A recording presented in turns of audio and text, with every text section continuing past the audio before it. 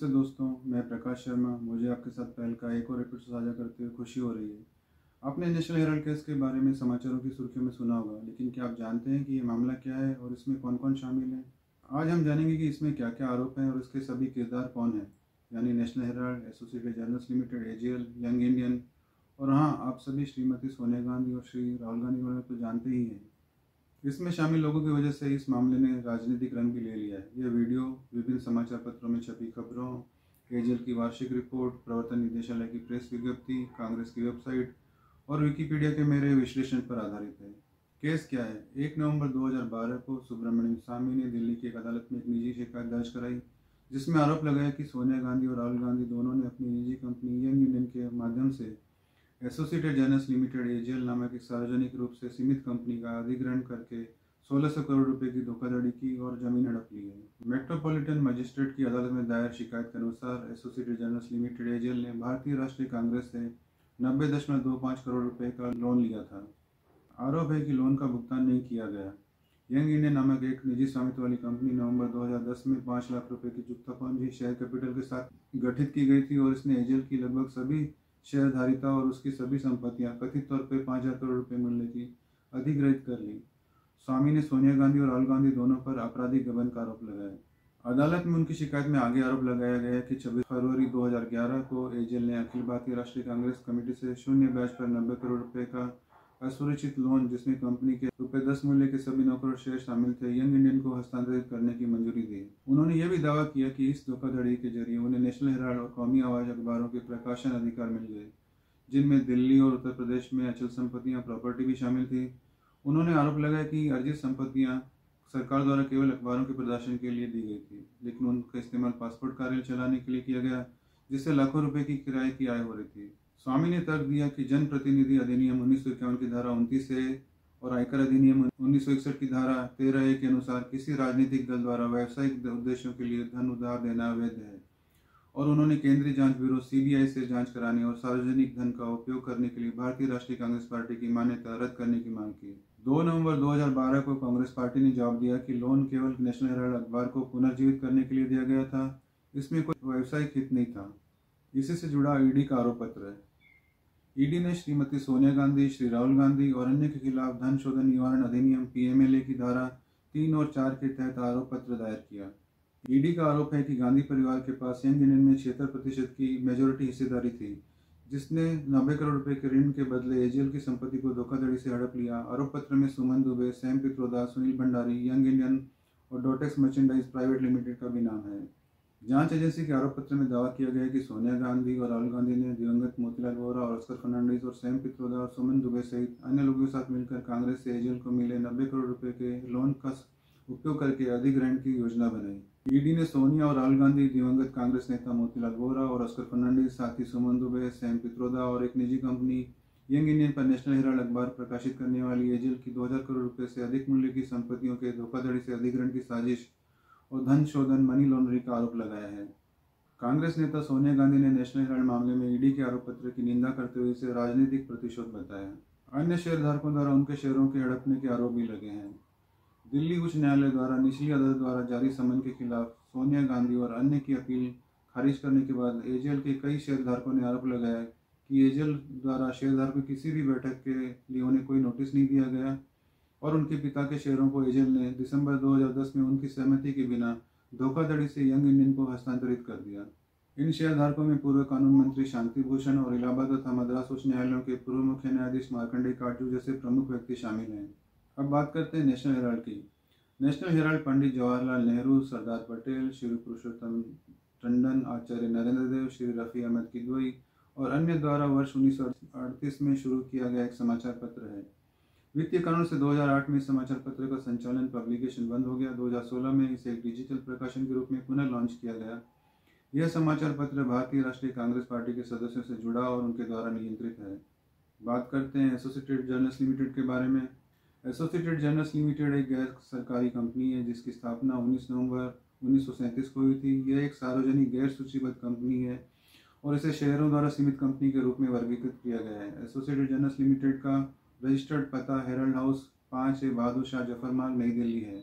यह जवाहरलाल नेहरू के दिमाग की उपज थी, लेकिन ये कभी उनकी निजी संपत्ति नहीं रही, क्योंकि इसकी शुरुआत लगभग 5,000 स्वतंत्रता सेनानियों के सहयोग से हुई थी, जो एजेल के शेयर धारक बन गए। नेहरू के अलावा एजेल के मेमोरेंडम ऑफ एसोसिएशन पर पुरुषोत्तम दास टंडन, आचार्य नरेंद्र देव, कैलाशनाथ काटजू, रफी अहमद किदवई, कृष्णदत्त पालीवाल और गोविंद वल्लभ पंत जैसे दिग्गजों ने हस्ताक्षर किए थे। कंपनी रजिस्ट्रार के पास कंपनी द्वारा दाखिल वार्षिक रिटर्न के अनुसार 29 सितंबर 2010 तक एजेल के 1057 शेयर धारक थे। एजेल ने 2008 तक अंग्रेजी में नेशनल हेराल्ड, उर्दू में कौमी आवाज और हिंदी में नवजीवन अखबार प्रकाशित किए। 2011 में यंग इंडिया को अपनी हिस्सेदारी हस्तांतरित होने से पहले कंपनी घाटे में थी।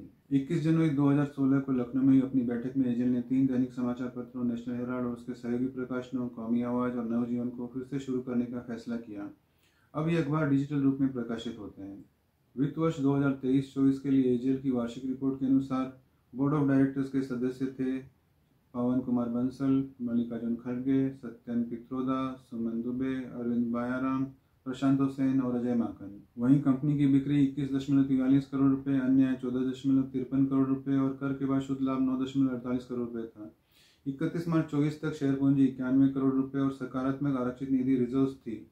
मेसर्स यंग इंडियन के पास करीब 99% शेयर हैं। एजेल के पास नई दिल्ली, लखनऊ, भोपाल, मुंबई, इंदौर, पटना और पंचकुला सहित विभिन्न शहरों में लीज होल्ड और फ्री होल्ड भूमि लैंड है। एजेल के स्वामित्व वाली अचल संपत्ति का अनुमानित मूल्य करीब 50 अरब रुपए है। एजेल की संपत्तियों में हेराल्ड हाउस लगभग 10,000 वर्ग मीटर कार्यालय स्थान वाली 6 मंजिला इमारत शामिल है। मुंबई और पंचकुला में फ्री होल्ड भूमि और दिल्ली, लखनऊ और मुंबई में अचल संपत्तियों प्रवर्तन निदेशालय द्वारा अस्थायी रूप से कुर्क अटैच किया गया है। कंपनी को विभिन्न मूल्यांकन वर्षों के लिए आयकर विभाग से कर मांगों का भी सामना करना पड़ रहा है, जो कुल मिलाकर लगभग 10 करोड़ रुपए तक है।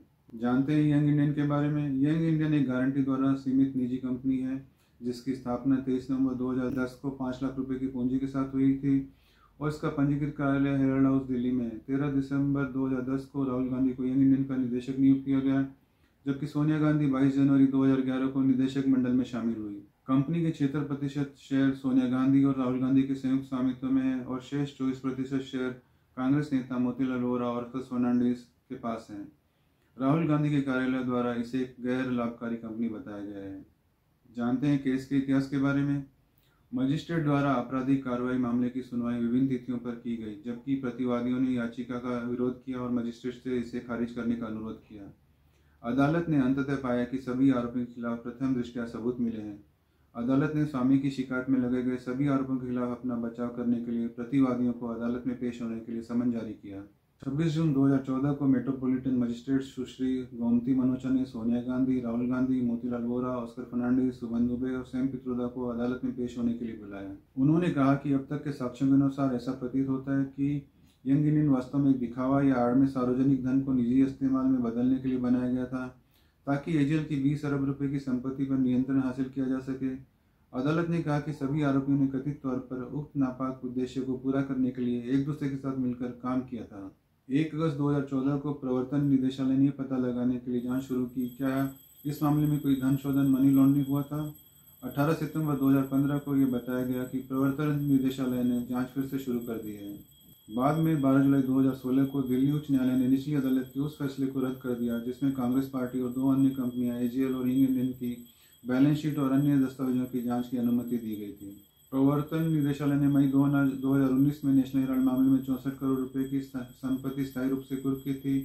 ईडी ने नवंबर 2023 में नेशनल हेराल्ड मामले में 752 करोड़ रुपए की संपत्ति कुर्क की थी। ईडी की 12 अप्रैल 2025 की प्रेस विज्ञप्ति के अनुसार एजेल धन शोधन मामले में दागी संपत्तियों को कब्जे में लेने की प्रक्रिया के तहत प्रवर्तन निदेशालय ईडी ने 11 अप्रैल 2025 को दिल्ली, मुंबई और लखनऊ के संपत्ति रजिस्ट्रारों को नोटिस जारी किए हैं, जिनके अधिकार क्षेत्र में एजेल की संपत्तियां स्थित है। ईडी द्वारा जांच 26 जून 2014 को नई दिल्ली के पटियाला हाउस कोर्ट के मेट्रोपॉलिटन मजिस्ट्रेट द्वारा जारी एक संज्ञान आदेश के आधार पर 2021 में शुरू हुई, जो श्री सुब्रमण्यम स्वामी द्वारा दायर एक निजी शिकायत पर आधारित था। शिकायत में श्रीमती सोनिया गांधी, श्री राहुल गांधी सहित कई प्रमुख राजनीतिक हस्तियों द्वारा एक आपराधिक साजिश पर प्रकाश डाला गया था। स्वर्गीय श्री मोतीलाल वोरा, स्वर्गीय श्री ऑस्कर फर्नांडिस, श्री सुमन दुबे, श्री सैम पित्रोदा और एक निजी कंपनी यंग इंडियन पर एजेल की 2000 करोड़ रुपए से अधिक मूल्य की संपत्तियों के धोखाधड़ी पूर्ण अधिग्रहण से संबंधित धन शोधन योजना में कथित संलिप्तता के लिए मुकदमा चलाया गया। आरोपियों के खिलाफ कानूनी कार्रवाई को चुनौतियों का सामना करना पड़ा, लेकिन दिल्ली उच्च न्यायालय और भारत के सर्वोच्च न्यायालय दोनों ने इसे बरकरार रखा, जिससे जांच आगे बढ़ सकी। अंततः 15 अप्रैल 2025 को प्रवर्तन निदेशालय ने नेशनल हेराल्ड मामले में सोनिया गांधी, राहुल गांधी और सैम पित्रोदा के खिलाफ आरोप पत्र चार्जशीट दायर किया। इस पूरे मामले में भारतीय राष्ट्रीय कांग्रेस का दृष्टिकोण समझ लेते हैं। उनकी वेबसाइट में 26 जुलाई 2022 को दिए गई सूचना के अनुसार अखबार की संपादकीय उत्कृष्टता के बावजूद नेशनल हेराल्ड आर्थिक रूप से घाटे में रहा और 90 करोड़ रुपए का बकाया हो गया। संकट से जूझ रहे नेशनल हेराल्ड अखबार की मदद के लिए कांग्रेस पार्टी ने लोन दिया। वर्ष 2002 से 2011 के बीच लगभग 100 किस्तों में 10 वर्षों की अवधि में कांग्रेस पार्टी ने उसे 90 करोड़ रुपए का लोन दिया। ध्यान देने योग्य बात यह है कि इस 90 करोड़ रुपए के लोन में से 67 करोड़ रुपए का उपयोग नेशनल हेराल्ड ने अपने कर्मचारियों के वेतन और वीआरएस का भुगतान करने के लिए किया। शेष राशि का उपयोग बिजली शुल्क, गृह कर, किराएदारी शुल्क, भवन व्यय आदि जैसे सरकारी बकाया भुगतान के लिए किया गया।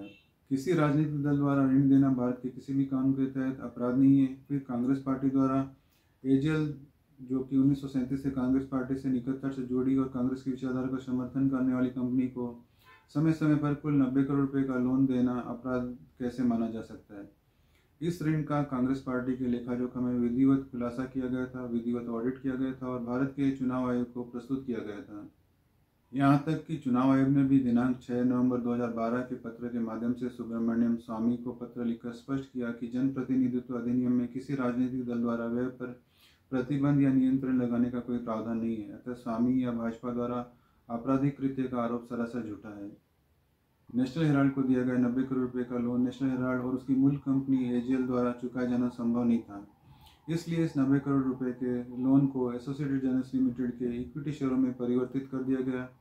चूंकि भारतीय राष्ट्रीय कांग्रेस के पास इक्विटी शेयर नहीं हो सकते, इसलिए इक्विटी धारा 25 के अंतर्गत आने वाली गैर लाभकारी कंपनी यंग इंडियन को आवंटित कर दी गई। श्रीमती सोनिया गांधी, श्री राहुल गांधी, स्वर्गीय श्री ऑस्कर फर्नांडिस, स्वर्गीय श्री मोतीलाल वोरा, श्री सुमन दुबे आदि इस गैर लाभकारी कंपनी की प्रबंध समिति के सदस्य हैं।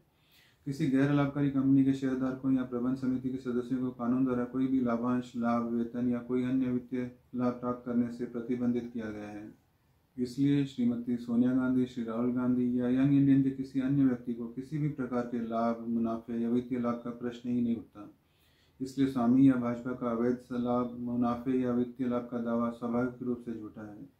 नेशनल हेराल्ड की सभी आय और सभी संपत्तियां एजेएल की अनन्य संपत्ति बनी रहेगी। कारण बहुत सरल है, संपत्ति का स्वामित्व कंपनी यानी एजेएल के पास है, किसी शेयरधारक के पास नहीं। किसी ने भी एसोसिएटेड जर्नल्स लिमिटेड की कोई चल या अचल संपत्ति हस्तांतरित नहीं की है, न ही यंग इंडियन ने एजेएल से एक भी रुपया निकाला है। हालांकि young Indian associated journals limited को नियंत्रित करता है, क्योंकि उसके पास 99% शेयर है। वह अपनी प्रबंध समिति के किसी भी सदस्य को एक भी रुपया नहीं दे सकता, क्योंकि यह एक गैर लाभकारी कंपनी है। भले ही प्रबंध समिति के सदस्यों द्वारा यंग इंडियन का परिसमापन या बंद कर दिया जाए, फिर भी उसकी सारी आय केवल एक गैर लाभकारी कंपनी को ही मिलेगी और उसे कानूनी तौर पर उसके शेयरधारकों या प्रबंध समिति के सदस्यों में कभी भी वितरित नहीं किया जा सकता। वास्तव में ये एसोसिएटेड जर्नल्स लिमिटेड की संपत्ति को हमेशा के लिए सुरक्षित रखता है, क्योंकि इसकी संपत्ति को कभी भी किसी व्यक्ति द्वारा बेचा या उपयोग नहीं किया जा सकता है और ये हमेशा एक गैर लाभकारी कंपनी के पास ही रहेगी। ऐसी स्थिति में कोई अपराध करने या व्यक्तिगत लाभ कमाने का सवाल ही कहाँ उठता है। श्रीमती सोनिया गांधी, श्री राहुल गांधी और हमारे नेतृत्व की मंशा स्पष्ट है। इरादा स्पष्ट रूप से यह सुनिश्चित करना है कि कांग्रेस पार्टी की विरासत, जिसके मूल्यों को नेशनल हेराल्ड दर्शाता है, हमेशा कायम रहे और नेशनल हेराल्ड हमारे आदर्शों और सिद्धांतों को व्यक्त करने में हमारी आवाज़ बना रहे। ये सत्य की लड़ाई है। इस मामले में आखिरी सुनवाई जुलाई के पहले हफ्ते में हुई थी और अगली सुनवाई अगस्त के पहले या दूसरे हफ्ते में होने की उम्मीद है। अंततः यह मामला 12 वर्षों से अधिक समय से चल रहा है, लेकिन अभी तक कोई स्पष्ट उत्तर नहीं मिला है। स्पष्ट रूप से मामले का सार प्रतिवादियों के इरादे को समझना है, चाहे वो सद्भावनापूर्ण हो या दुर्भावनापूर्ण हो। हमें अदालत के फैसले का इंतजार करना। अगर आपको ये वीडियो जानकारीपूर्ण और उपयोगी लगा हो तो कृपया इसे अपने दोस्तों और सहकर्मियों के साथ साझा करें। आप अपनी प्रतिक्रिया के लिए कमेंट सेक्शन में लिख सकते हैं। मुझे उम्मीद है कि आम आदमी के हित के मुद्दों पर ऐसे और वीडियो बनाने के लिए आपका प्रोत्साहन मिलेगा। कृपया वीडियो को लाइक और शेयर करें और मेरे चैनल को सब्सक्राइब करें। देखने के लिए धन्यवाद। आपका दिन शुभ हो।